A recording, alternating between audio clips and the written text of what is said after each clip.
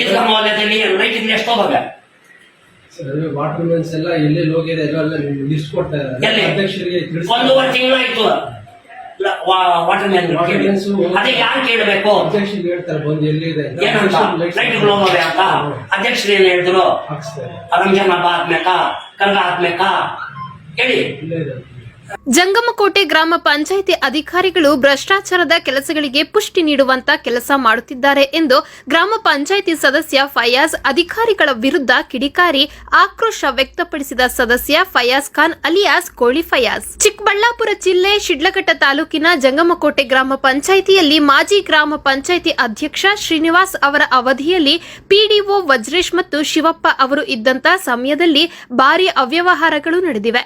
ಆ ಅವ್ಯವಹಾರಗಳು ಸಾಕ್ಷಿ ಸಮೇತ ಬಯಲಿಗಿಡಲು ಕೇಳಿರುವ ದಾಖಲೆಗಳು ಸಂಬಂಧಪಟ್ಟ ಅಧಿಕಾರಿಗಳು ನೀಡದೆ ಭ್ರಷ್ಟಾಚಾರವನ್ನು ಮರೆಮಾಚಲು ಯತ್ನಿಸುತ್ತಿದ್ದಾರೆ ಎಂದು ಕಾರ್ಯದರ್ಶಿ ರಾಧಾಕೃಷ್ಣ ಅವರ ವಿರುದ್ಧ ಸದಸ್ಯ ಫಯಾಜ್ ಖಾನ್ ಅಲಿಯಾಸ್ ಕೋಳಿ ಫಯಾಜ್ ಆಕ್ರೋಶ ವ್ಯಕ್ತಪಡಿಸಿದ್ದಾರೆ. ಜಂಗಮಕೋಟೆ ಗ್ರಾಮ ಪಂಚಾಯಿತಿ ಕಚೇರಿಯಲ್ಲಿ ನೂತನವಾಗಿ ಪಿಡಿಒ ಆಗಿ ಬಂದಿರುವ ಸವಿತಾ ಅವರ ಎದುರಲ್ಲೇ ಮಾತಿನ ಜಟಾಪಟಿ ನಡೆಯಿತು. ನಾನು ಕೋರಿರುವ ದಾಖಲೆಗಳು ನೀಡದೆ ಅವಶ್ಯಕವಿಲ್ಲದ ದಾಖಲೆಗಳು ನೀಡಿ ಭ್ರಷ್ಟಾಚಾರವನ್ನ ಮುಚ್ಚಿ ಹಾಕಲು ಹೊರಟಂತಿದೆ. ಯಾಕೆ ನಾನು ಕೋರಿರುವ ದಾಖಲೆಗಳನ್ನ ನೀಡಲಿಲ್ಲ ಎಂದು ಕಾರ್ಯದರ್ಶಿ ರಾಧಾಕೃಷ್ಣ ಅವರನ್ನು ಕೇಳಿದಾಗ ಅವರು ಕಕ್ಕಾಬಿಕ್ಕಿಯಾಗಿ 1 ವಾರದ ಒಳಗೆ ಕೊಡುತ್ತೇನೆ ಎಂದರು. ಯಾಕೆ ಅಲ್ಲಿ ಬಿಟ್ಟಿಲ್ಲ, ಯಾಕೆ ಮಾಹಿತಿ ತಂದು ಕೊಟ್ಟಿಲ್ಲ, ಅಧ್ಯಕ್ಷ ಸ್ಥಾನ ತಗೊಂಡ್ಬೇಕ, ಯಾಕೆ ಕೂತಿರಿಸಿಲ್ಲ, ಮೋಟ್ರು ಯಾಕೆ ಪಂಪ್ ಕೂತಿರಿಸಿಲ್ಲ, ಪೈಪ್ಗಳಾಗಲ್ಲ ಅಂತ ಇವಾಗ ಹೇಳ್ತಾರದ. 2 ವರ್ಷದಿಂದ ಏನ್ ಮಾಡ್ತಾ ಇದ್ದೀರಿ ನೀವು ಡ್ಯೂಟಿ? ಏನಕ್ಕೆ ಮಾಡ್ತಾ ಇದ್ದೀರಿ? ಇದು ಮೋರಿಗೆ 1 ತಿಂಗಳ ಮೇಲೆ ಆಗೈತೆ. ರಂಜಾನ್ ಹಬ್ಬ 1 ತಿಂಗಳ ಮೇಲೆ ಮುಂದೆ ಬಿದ್ದೈತೆ ಗಲೀಜು. ಯಾಕೆ ಎತ್ತಿಲ್ಲ? ಅಲ್ಲಿ ಮೋರಿಗಳಿಲ್ಲ, ರೋಡ್ಗಳಿಲ್ಲ, ನೀರುಗಳಿಲ್ಲ. ಇದನ್ನ ಅಧ್ಯಕ್ಷ ನಡೆಸ್ತಾ ಇರೋದು.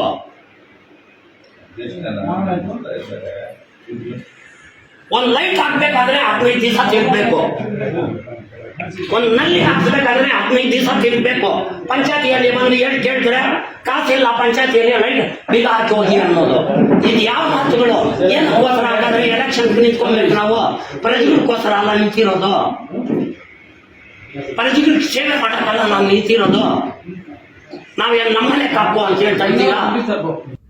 ನನ್ನ ವಾರ್ಡಿನಲ್ಲಿ ಅಭಿವೃದ್ಧಿ ಕಾರ್ಯಗಳು ಕುಂಠಿತಗೊಳಿಸಿ ಜನರನ್ನು ಸಂಕಷ್ಟಕ್ಕೆ ಸಿಲುಕಿಸಿ ಒಬ್ಬೊಬ್ಬರಿಂದ 6 ರಿಂದ 8 ಸಾವಿರಗಳು ತೆರಿಗೆ ಕಟ್ಟಿಸಿಕೊಂಡು ಮೂಲಭೂತ ಸೌಕರ್ಯಗಳು ನೀಡದೆ ಅಧಿಕಾರಿಗಳು ಅನೈರ್ಮಲ್ಯ ವಾತಾವರಣ ಸೃಷ್ಟಿಸಿದ್ದಾರೆ. ನಮ್ಮ 3ನೇ ವಾರ್ಡಿನಲ್ಲಿ ನಯಾ ಪೈಸೆ ಕೆಲಸ ಮಾಡಿಲ್ಲ. ಕೊಳವೆ ಬಾವಿಗಳಿಂದ ತೆಗೆದ ಮೋಟಾರುಗಳು, ಕೇಬಲ್ಗಳು, ಪೈಪುಗಳು ಏನಾದವು, ಎಲ್ಲಿದ್ದಾವೆ ಎಂದು ಪ್ರಶ್ನಿಸಿ ಮಾತನಾಡಿದ ಅಲಿಯಾಸ್ ಕೋಳಿ ಫಯಾಜ್ ಅಂತೂ ಪಂಚಾಯಿತಿಯಲ್ಲಿ ನಡೆದಿರುವ ಭ್ರಷ್ಟಾಚಾರಗಳು ಬಯಲಿಗಿಡಲು ಮುಂದಾಗಿದ್ದಾರೆ. 1.5 ವರ್ಷ ಅವ್ರು ಮಾಡಿದ್ರಲ್ಲ, ಅವ್ರ ಜೊತೆಗ ನಮ್ ಜೊತೆಗ ನಿಮ್ ಜೊತೆಗ ಅವ್ರದಲ್ಲಿ ಆ ಫೈಲ್ಗಳು ಮಾಡಿಲ್ವಾ? ಆ ಕೆಲಸಗಳು ಮಾಡಿಲ್ವಾ? ಎಲ್ಲಿ ಅವು? ನನ್ಗೆ ಉತ್ತರ ಕೊಡ್ಬೇಕು ನೀವು. ಯಾಕೆ ಕೊಟ್ಟಿಲ್ಲ? 1.5 ವರ್ಷದ್ದು ಪಿಡಿಒದು ಏನು ಕೆಲಸ ಮಾಡಿಲ್ಲ. ಪಂಚಾಯತಿ ಬೀಗ ಹಾಕಿದ್ರಾ? ಫ್ರೀಯಾಗಿ ಕೊಟ್ಟಿದ್ದೇವೆ. ಏನಕ್ಕೆ ಫ್ರೀ? ಏನಕ್ಕೆ ಕಟ್ಸ್ಕೊಂಡಿಲ್ಲ? ದುಡ್ಡೇನು ಕಟ್ಸ್ಕೊಂಡಿಲ್ಲ. ನಾವು ದುಡ್ಡೇನು ಕಟ್ಸ್ಕೊಂಡಿಲ್ಲ. ನೀವು ಏನಾದ್ರು ಮಾಹಿತಿ ಕೊಡ್ಬೇಕು, ದುಡ್ಡು ಕಟ್ಬೇಕಾಗುತ್ತೆ ಸರ್.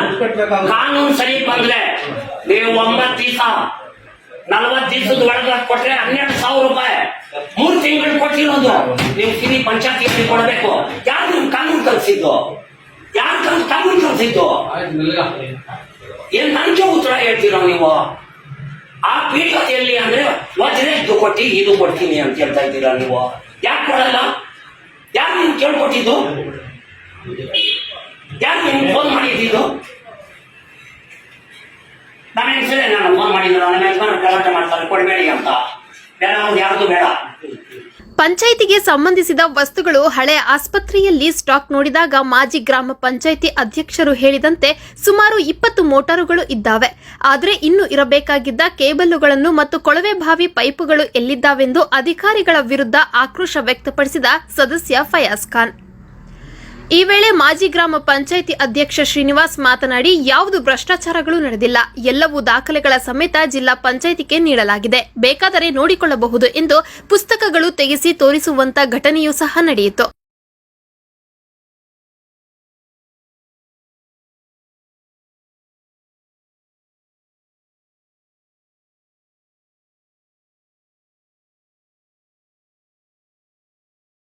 ಇದೇ ಕೊಟ್ಟಿರೋದು, ವಜ್ರೇಶ್ದು ಕೊಟ್ಟಿರೋದು, ಅವ್ರದ್ದು ಕೊಟ್ಟಿಲ್ಲ, ಶಿವಣ್ಣ ಅವ್ರದ್ದು ಕೊಟ್ಟಿರಲ್ಲ.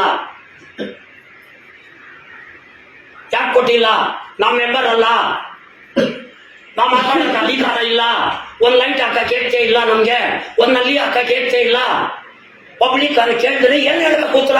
ಯಾರು ನೀನ್ ನಿಲ್ಸಿರೋದು ಲೈಟ್ ಹಾಕ್ಬೇಡ ಅಂತ? ಯಾರು ನಿಲ್ಸಿರೋದು? ಯಾರು ಮೊದ್ಲು ಆಗ್ತಾ ಇದ್ರಲ್ಲ, ಅವ್ರು ನಿಲ್ಸಿಲ್ಲ. ಯಾರು? ಪಂಚಾಯತಿಯಿಂದ ಹಾಕ್ಸೋದು ಅಂತ ಹೇಳಿಲ್ವಾ? ಅವ್ರು ಹೇಳಿದಾರಂತೇಳಿ ಅಲ್ಲ ಹೇಳೋದು ಇಲ್ಲ.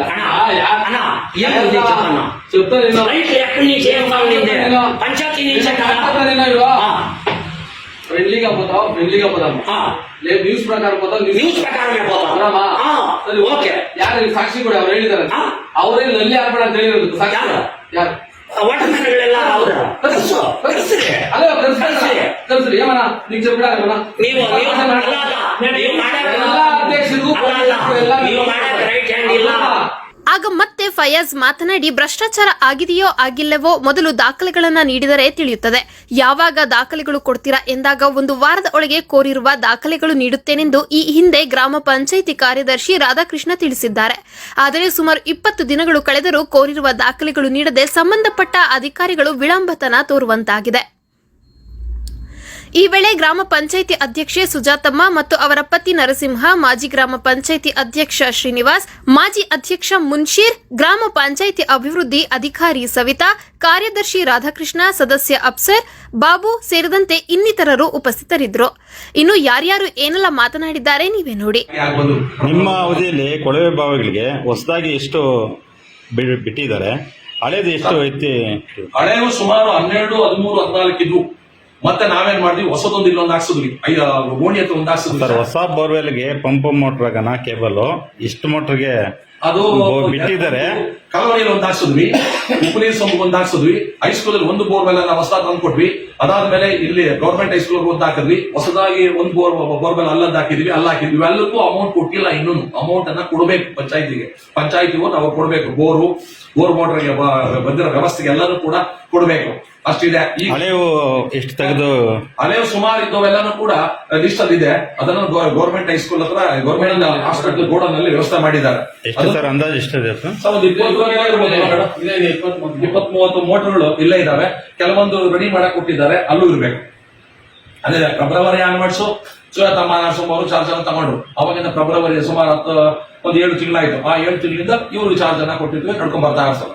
ತದನಂತರ ಸುಮಾರು 20 ದಿನಗಳು ಕಳೆದರೂ ಕೋರಿರುವ ದಾಖಲೆಗಳು ನೀಡದಿರುವುದು ನೋಡಿದ್ರೆ ಭ್ರಷ್ಟಾಚಾರ ಎಸಗಿದ್ದಾರೆ ಎಂದು ಅಧಿಕಾರಿಗಳೇ ಒಪ್ಪಿಕೊಂಡಂತಿದೆ ಎಂದು ಫಯಾಜ್ ಹೇಳುತ್ತಿದ್ದಾರೆ. ನಾನು ಕೋರಿರುವ ದಾಖಲೆಗಳು ಬೇಕೇ ಬೇಕು ಎಂದು ಅಧಿಕಾರಿಗಳಿಗೆ ಖಡಕ್ ಆಗಿ ಕೇಳಿರುವಂತಹ ಘಟನೆ ಜಂಗಮಕೋಟೆ ಗ್ರಾಮ ಪಂಚಾಯಿತಿಯಲ್ಲಿ ಕೆಲ ದಿನಗಳ ಹಿಂದೆ ನಡೆದಿದೆ. ವರದಿ ಈಧರೆ ಪ್ರಕಾಶ್, ಶಿಡ್ಲಘಟ್ಟ. ಕುಂಟೆದಲ್ಲಿ ಇವಾಗ ಸರಿಗೂ ಒಂದು 80-90 ಮನೆ ಇದೆ. 13,000, 14,000, 9,000, 8,000, 7,500 ಕಟ್ಟಿದಾರಲ್ಲ, ಅದಕ್ಕೆ ಏನನ್ನ ನೀವು ಪಂಚಾಯತಿಯಿಂದ ದಾಖಲೆ ಮಾಡಿ ಕೊಟ್ಟಿದ್ದೀರಾ? ಏನಂತ ಏನಂತ ಕೊಟ್ಟಿದ್ದೀರಿ? ದುಡ್ಡು ಕಟ್ಟಿದ್ದೀರಿ ಅಂತ ಕೊಟ್ಟಿದ್ದೀರಿ, ಅಷ್ಟೇ ತಾನೇ? ಅಷ್ಟು ದುಡ್ಡು ವಸೂಲು ಮಾಡಿದ್ರಲ್ಲ, ಆ ದುಡ್ಡಕ್ಕ ಬಡ್ಡಿ 4 ಕಡಿ ಏನಂತ ಕೆಲಸ ಮಾಡಿಸಿ ಎಲ್ಲ ಕೆಲಸಗಳು ಕೆಲಸ ಮಾಡಿ ಎಲ್ಲ ಕುಂಟೆಗೆ ಹೋಗೋಣ ನಡೀರಿ, ಅಲ್ಲಿ ನೋಡಿ.